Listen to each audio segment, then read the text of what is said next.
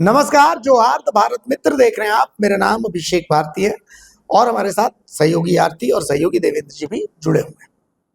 कुड़मी को एसटी दर्जे की मांग को लेकर के पहले रेल टेका हुआ। उसके बाद जिस दिन रेल टेका हो रहा था, रांची के मोरहाबादी से लेकर अल्बर्टेका चौक तक पदयात्रा हुई। रेल टेका से पहले बाइक यात्रा हुई। रामगढ़ में कुड़मी समाज के खिलाफ एसटी समाज ने अपना दम दिखाया। अब 5 अक्टूबर को मोरहाबादी मैदान में एक बड़े आंदोलन की तैयारी है, लेकिन इस बीच सबने अपनी अपनी टीम चुन ली है कि किसको क्या करना है। जयराम महतो ने साफ साफ रेल टेका को समर्थन दे दिया था। जयराम महतो ने क्लियर कर दिया है कि कुड़मी के एसटी स्टेटस को लेकर के उनका जो स्टैंड है वो क्लियर है। सुदेश महतो ने अपना स्टैंड क्लियर कर दिया। इस बीच जेएमएम के जो कुड़मी विधायक हैं उन्होंने अपना स्टैंड अब तक क्लियर नहीं किया। वो बड़े पशुपेश में इस पूरे मुद्दे को लेकर के वो कुछ भी बोलने से बच रहे हैं, चाहे अमित महतो हो, मथुरा महतो हो, योगेंद्र प्रसाद महतो हो, चंद्रदेव महतो हो, ममता देवी हो। इन सब ने अपना स्टैंड अब तक क्लियर नहीं किया है। लेकिन इसी बीच कुछ लोग, कुछ विधायक ऐसे हैं जिन्होंने अपना स्टैंड क्लियर कर दिया, जिसमें एक शिल्पी नेहा तिर्की है जिन्होंने कह दिया कि भाई वो विरोध करती हैं। राजेश कच्छप है, उनका स्टैंड क्लियर है। इनका स्टैंड जो है वो क्लियर है। इस बीच इसी फेहरिस्त में एक और नाम जुड़ गया, वो नाम है दशरथ गगराई का। जेएमएम के खरसावां से विधायक है दशरथ गगराई।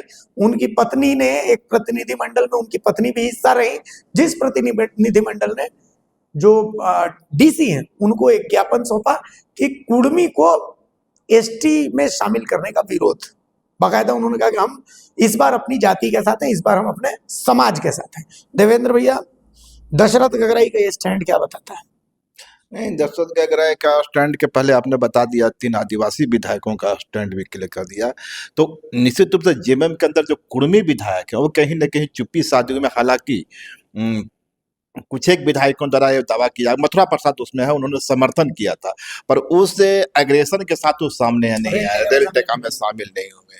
दूसरी तरफ देखें कि आदिवासी विधायकों के द्वारा नाराजगी तो प्रकट की जा रही है, दावा किया जा रहा है कि कुड़मी को एसटी स्टेटस नहीं मिलना चाहिए, पर उसके लिए कोई बड़ा आंदोलन चलाते हुए नजर नहीं आ रहे हैं। दशरथ गगराई की पत्नी ने एक प्रतिनिधि मंडल का हिस्सा बनती है और अपनी नाराजगी दर्ज की है। दशरथ गगराई से जब मेरी बात हुई इस मुद्दे पर, तो उन्होंने कहा कि देखिए, समाज के हम साथ हैं, पार्टी और समाज में यदि चुनना हो तो पहले हम समाज को चुनेंगे, क्योंकि यदि आज हम विधायक हैं तो भी समाज के कारण है, और कल विधायक नहीं रहेंगे तो भी हम समाज के साथ रहें। तो समाज का जो भी फैसला होगा हम समाज के साथ हैं। मतलब उन्होंने समाज को तरजीह दी है, जैसे जयराम महतो ने अपने समाज को तरजीह दी, दशरथ गगराई ने अपने समाज को तरजीह दी। आती दिक्कत यह है कि खरसावां की जो सीट है उस सीट में कहा जाता है कि लगभग 35 से 40% के बीच में कुड़मी वोटर्स है वहां पर। दशरथ गगराई के इस कथन के बाद, उनकी पत्नी के ज्ञापन सौंपने के बाद, बिना कुड़मी वोट के वहां पर कोई विधायक जीत नहीं सकता। तो दशरथ गगराई को कुड़मियों ने भी वोट दी थी, और वो कार्यकर्ता जो दशरथ गगराई के समर्थक हैं, महतो हैं, वो अपने आप को ठगा से महसूस कर रहे हैं। उस विधानसभा क्षेत्र में बड़ी विकट सी स्थिति। बिल्कुल, जिस तरह से वहाँ जो तादाद है कुड़मी वोटर्स की, अगर वहाँ पर वो चुनकर आए हैं तो ऐसा नहीं है कि सिर्फ एसटी वोट से ही वो चुनकर आए हों। उनको एक बड़ा तबका भी सपोर्ट करता है। अब तक जब तक कि ये चीज़ें सामने नहीं आ रही थी, कुड़मियों और एसटी को लेकर खुलकर मैदान में दोनों पक्ष नहीं आए थे, तब तक ये चीज़ें चल रही थी कि भाई जो हमारा जनप्रतिनिधि है वो चाहे उसका वोटर कुड़मी हो, एसटी हो, चलेगा। वो एक आप कहें कि सिर्फ और सिर्फ एक आइडियल समझता है, एक आइसोलेटेड नेता समझता है जो हमारे लिए काम कर रहा है, और दशरथ गगराई भी उन्हीं चेहरों में से एक थे। लेकिन अब जब जयराम महतो ने ये खुलकर कहा कि पार्टी रहे ना रहे, मैं रहूं ना रहूं, समाज तो रहेगा, तो इसलिए समाज के लिए मैं खड़ा रहूंगा। और सेम वही अक्षरशः इन्होंने भी रिपीट किया है इस चीज को कि मैं रहूं ना रहूं, पार्टी रहे ना रहे, पार्टी और मुझसे बढ़कर है समाज, तो वो समाज के साथ रहेंगे, और समाज अगर ये मांग कर रहा है तो वो समाज की लड़ाई में खड़े रहेंगे। तो ये चीजें ये दिखाता है। लेकिन जो सवाल है कि क्या वाकई कुड़मी वोटर्स खुद को ठगे महसूस कर रहे हैं, तो हाँ, अब जो जिस हालात में झारखंड की राजनीति पहुंची है, वहां पर ये वोटर्स खुद को ठगा हुआ जरूर महसूस करेंगे, क्योंकि उन्हें अब तक ये लग रहा था, देखिए एक होता है कि यूनिवर्सल एक्सेप्टेबिलिटी होती है, एक सर्वमान्यता होती है किसी भी नेता के लिए, किसी भी जनप्रतिनिधि के लिए, लेकिन जब वो समाज में बढ़ता है, जब वो जाति में बढ़ता है, तब लगता है कि अगर वो उस जाति के लिए अगर काम करना शुरू करता है, तो फिर दूसरे जाति जो अब तक उन्हें दूसरे चश्मे से देख रहे थे, तो अब उन्हें ये लगेगा कि अगर वो आने वाले दिनों में उन्हें वोट करते हैं तो शायद वो उनके हक में ना जाए फैसला। तो जब कोई नेता खड़ा होकर कह रहा है कि वो अपने समाज के लिए खड़े रहना चाहते हैं, तो स्पेशली वोटर्स जो है वहां पर वो भी चाहेंगे कि वो अपने समाज के नेता को खड़ा करें। ये दिक्कत अब वहां पर आएगी, लेकिन ठगा हुआ महसूस तो अब करेंगे ना, क्योंकि इतना आसान नहीं, अभी तो 1 साल भी नहीं गुजरा है, अभी 4 साल है।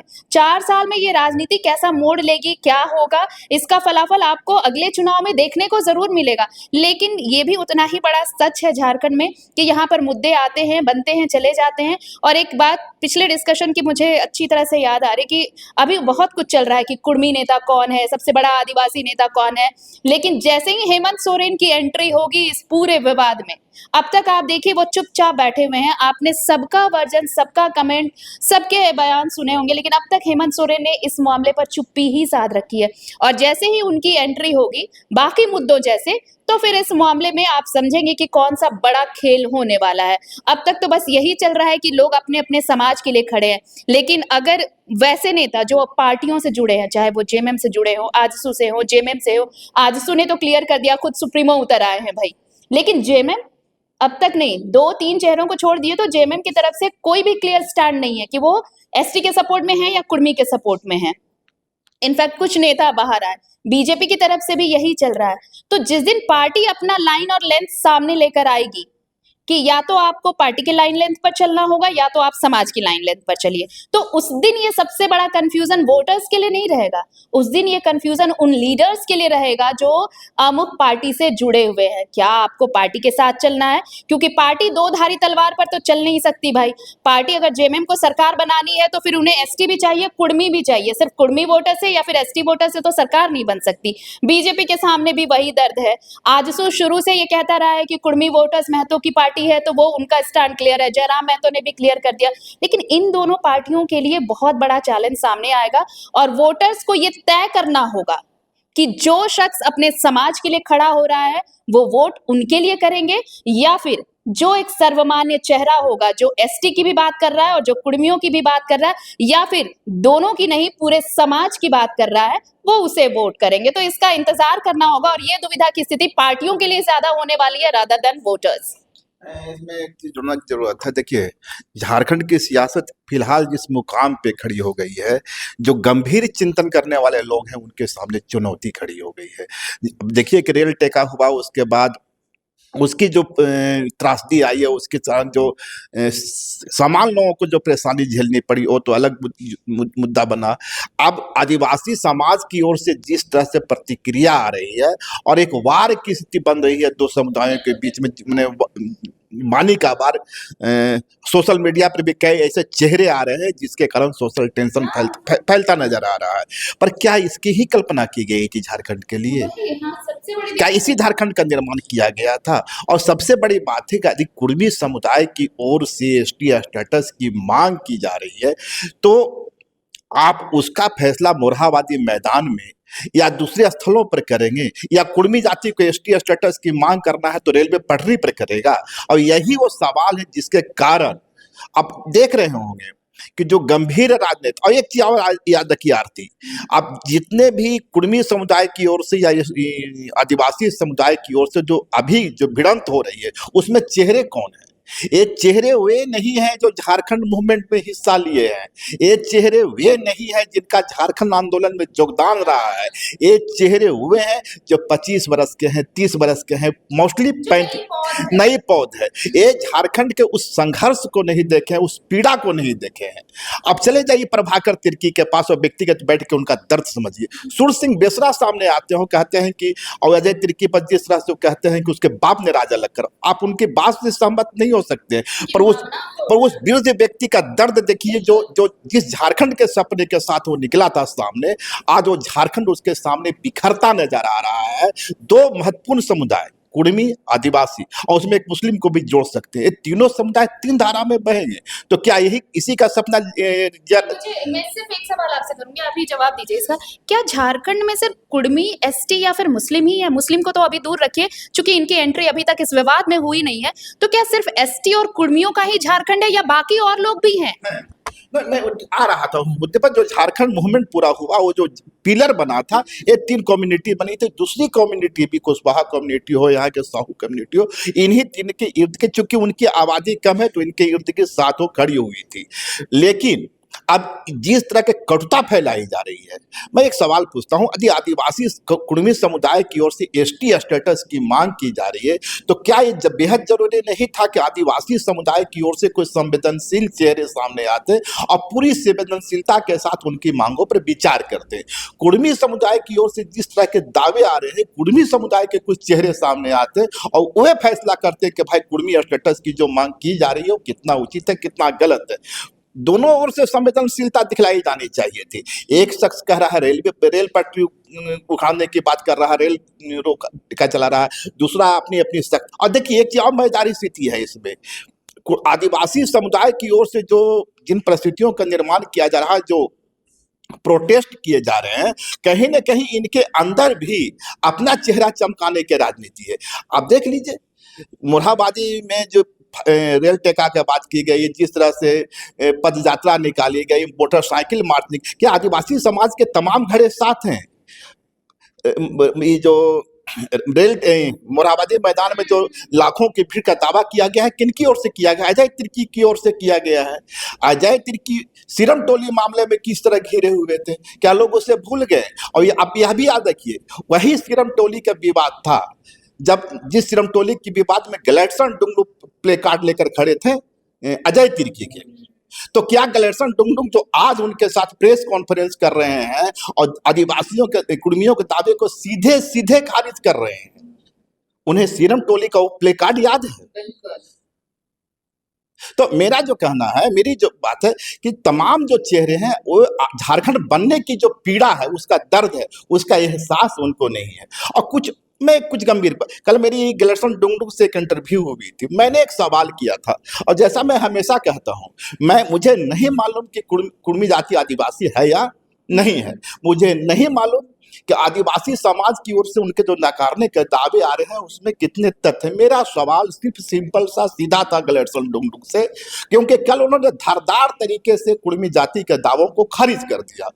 अब तक जो मेरी छवि रही थी, अब तक जो गैलेक्सन डुंगडू के प्रति मेरी जो धारणा रही थी कि वे रिसर्चर है, एक रिसर्चर को तटस्थ होना चाहिए, तत्वान्वेषी होना चाहिए, उसे फैक्ट्स पे बात करना चाहिए, उसे किसी का पैरोकार नहीं बनना चाहिए। पर जिस धारदार तरीके से उन्होंने कुर्मी जाति के दावे को खारिज किया, मेरा सवाल था, और जो कल भी है, आज भी है, आगे भी मैं सवाल करता रहूंगा, पूरे देश में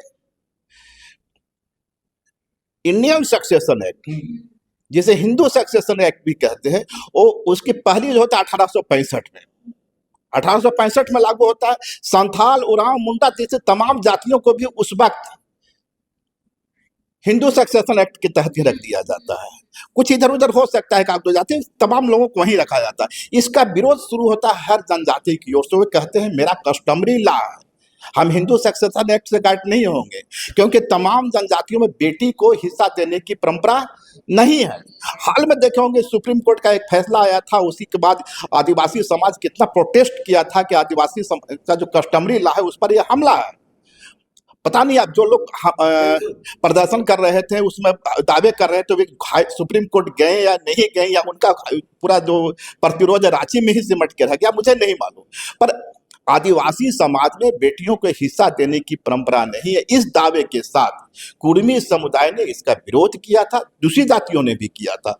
और 1865 में उसके बाद देखिएगा 1885 से 91 के बाद रिजले के एक सर्वे करते हैं, एचएच रिजले, और 13 जातियों को चिन्हित करते हैं। उसके बारे में वो लिखते हैं कि ये जो है ट्राइब्स है, कम्युनिटी ऑफ स्पेशल, कुछ इस तरह से लिखते हैं, उनके बारे में दावा करते हैं। और उसके बाद 1891 तक वो करते हैं। 1913 में एंथ्रोपोलॉजी नहीं नहीं, 1913 में हिंदू सक्सेशन एक्ट में संशोधन होता है और 13 लोगों को, 13 जनजातियों को उससे बाहर कर दिया जाता है। उसमें एक कुर्मी भी था 1913 में। 1925 में हिंदू सक्सेशन एक्ट में संशोधन होता है, उस वक्त भी कुर्मी उससे बाहर रहता है। 1931 में जब पहली जनगणना होती है, पहली जनगणना 1872 में हुई है, पर जो एक एक जो सर्वमान जनगणना होती है 1831 में होती है। उस वक्त आप देखिएगा कि कुर्मी जनजाति को ट्राइब्स, एब्रोरिजिनल ट्राइब्स में रखा जाता है।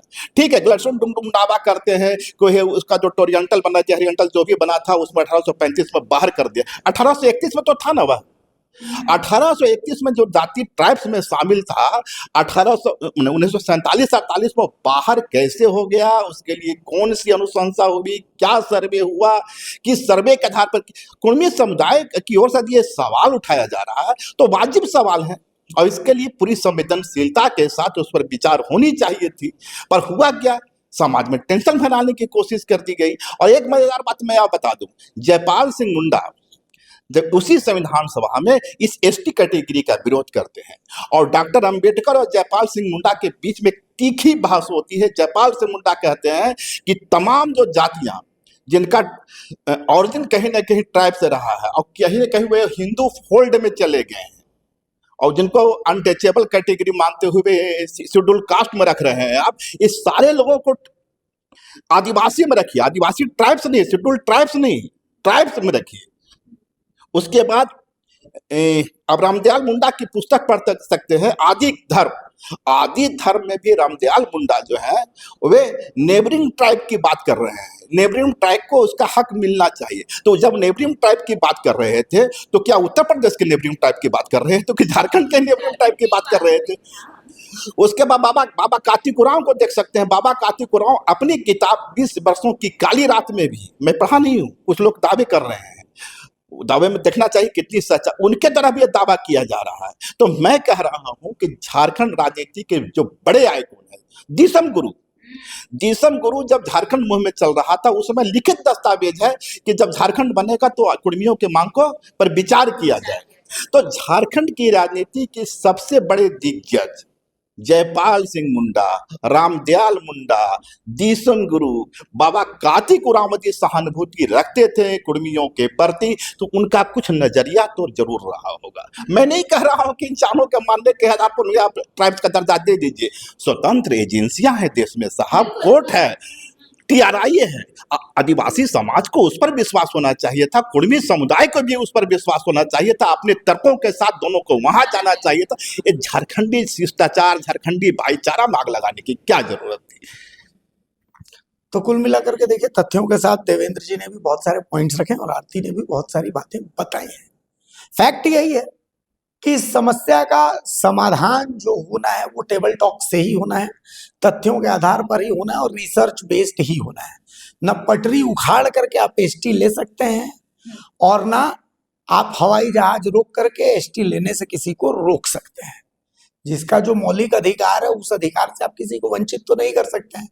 कुर्मी अगर एसटी है तो ये तो तथ्यों के आधार पर ही तय होगा और ये राज्य सरकार और गृह मंत्रालय, केंद्र सरकार, जनजातीय जो कार्य मंत्रालय, ये तमाम मंत्रालयों को तय करना है। हम और आप पटरी रोक देंगे, किसी का नाक बंद कर देंगे, किसी का गला दबा देंगे, कोयला रोक देंगे, आग लगा देंगे, तो उससे क्या आपको एसटी मिल जाएगा? नहीं मिलेगा। और उसी तरीके से आप 5 लाख की भीड़ कर लीजिए कि आप 10 लाख की भीड़ कर लीजिए कि आप 5 करोड़ की भीड़ कर लीजिए, उससे होना जाना कुछ नहीं। अगर उसको एसटी मिलना है, तथ्य कह रहे हैं, तो आप उसको रोक नहीं पाएंगे। इसका बहुत सीधा सा एग्जांपल है मैतई और कुकी। मैतई और कुकी ने पूरा मणिपुर तो जला दिया, लेकिन उसका रिजल्ट क्या निकला? क्या जो कोर्ट ने डिसीजन दिया था वो पलट गया? नहीं हुआ ना, उससे कुछ हुआ कुछ नहीं, सिर्फ हिंसा में वो राज्य बर्बाद हुआ। तो अगर आप चाहते हैं कि आप बस आने वाले कुछ दिनों के लिए बहस का मुद्दा बने, हम जैसे कुछ बेवकूफ आपको लेकर के बहस करते रहे और अपनी टीआरपी चमकाते रहे, तो आप 5 लाख, 10 लाख, 50 लाख की भीड़ करते रहिए, ट्रेन की पटरी उखाड़ते रहिए और हवाई जहाज रोकते रहिए। और अगर आपको लगता है कि वास्तविक मुद्दों पर चर्चा, बहस हो करके और उसका समाधान निकलना चाहिए, तो इसका सबसे अच्छा समाधान है टेबल टॉक्स, प्रतिनिधि मंडलों का टेबल टॉक्स। और यही अंतोगतवा यही होना भी है। एक चीज देखते, प्रभाकर तिर्की सामने आए हैं, अभी तो रतन तिर्की सामने आए हैं।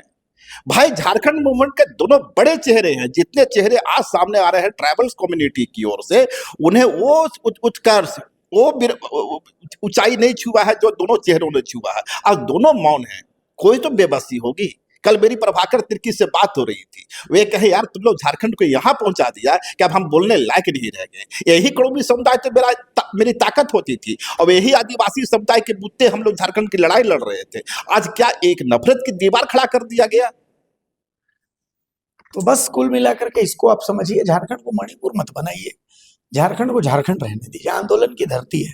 मणिपुर का जन्म आंदोलन से नहीं हुआ, न किसी और राज्य का हुआ। जिस राज्य का जन्म आंदोलन से हुआ, उसकी नियति में ये हिंसा, ये बदमिजाजी तो बिल्कुल नहीं लिखी जानी चाहिए। तो देखिए, उसको कुल मिलाकर के एक बार सोचने की जरूरत है आपको कि आखिर झारखंड की नियति में आप क्या लिखना चाहते हैं और कैसे लिखना चाहते हैं। फिलहाल हमें इजाजत दीजिए। नमस्कार, जोहार।